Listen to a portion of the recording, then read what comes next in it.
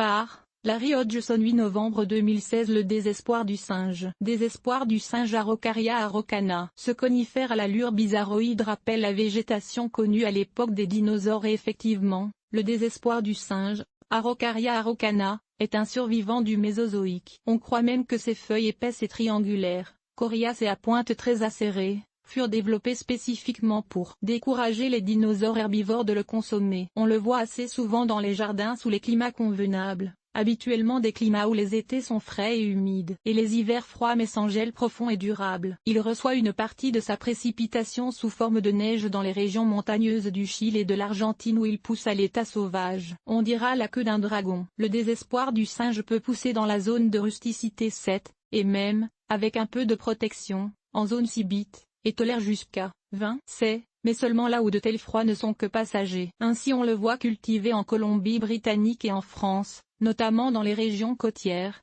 et même jusqu'en Norvège, sur l'île de Smolaki, malgré son emplacement au 63e parallèle nord, soit au même niveau que l'île de Baffin, est baigné par les eaux tièdes du Gulf Stream, mais rarement au centre des continents européens ou américains où le froid tend à persister. On le cultive aussi avec succès dans les régions fraîches de l'Australie et la Nouvelle-Zélande. Un port presque monstrueux désespoir du singe dans le parc national Conguillo du Chili. Notez comme les spécimens matures perdent leurs branches inférieures. C'est son port curieux qui nous étonne. Les branches poussent en verticille et sont peu nombreuses et bien espacées. Elles sont fortement couvertes d'aiguilles vert foncé en forme d'écailles, donnant à l'arbre une allure reptilienne. Avec le temps, les branches inférieures tombent, donnant au vieux spécimen l'apparence d'un gros champignon vert. Dans son pays d'origine, il vit jusqu'à 2000 ans et atteint parfois 40 mètres de hauteur. Il n'a jamais rencontré un singe. Quant à son nom commun, désespoir du singe, il vient du commentaire de l'avocat britannique Charles Austin au milieu du 19e siècle qui, en voyant cet arbre,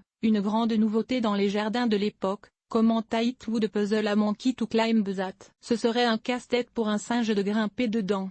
Ainsi son nom est devenu Monkey Puzzle en anglais et désespoir du singe en français. En réalité, les singes ne rencontrent jamais cet arbre, car il n'en existe aucun dans les régions d'Amérique du Sud où le désespoir du singe croît naturellement. Une plante comestible. Le gros pignon du désespoir du singe est comestible et d'ailleurs les deux parties de son nom botanique Araucaria, araucana, font référence aux Araucaniens, un peuple du Chili pour lequel le pignon était un aliment de base. On a déjà songé à faire la culture de cet arbre en Écosse, où il pousse bien, pour ses pignons, mais le fait qu'il faille attendre environ 40 ans avant que la production commence véritablement à décourager les promoteurs et l'expérience en fut jamais tentée. Le cône femelle peut contenir jusqu'à 200 gros pignons. Les spécimens femelles matures, la plante est généralement dioïque, avec des plants uniquement mâles et des plants uniquement femelles, produisent un gros cône de jusqu'à 20 cm de diamètre qui se désagrège à maturité pour laisser tomber les pignons. Dans la nature, les oiseaux et les rongeurs se chargent de les disperser pour assurer la continuité de l'espèce. Le bois fut longtemps utilisé comme combustible et matériau de construction au Chili, mais l'espèce est protégée dans ce pays depuis 1979,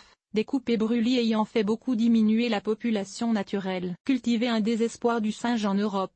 On vend souvent des désespoirs du singe en pépinière. La plupart des lecteurs de cette chronique vivent au Québec où la culture de cet arbre en pleine terre est impossible à cause des hivers au froid persistant. En fait, un spécimen produit par semence a déjà survécu à un hiver chez moi en zone 4, mais est mort peu après, sans doute des séquelles de l'hiver trop sévère.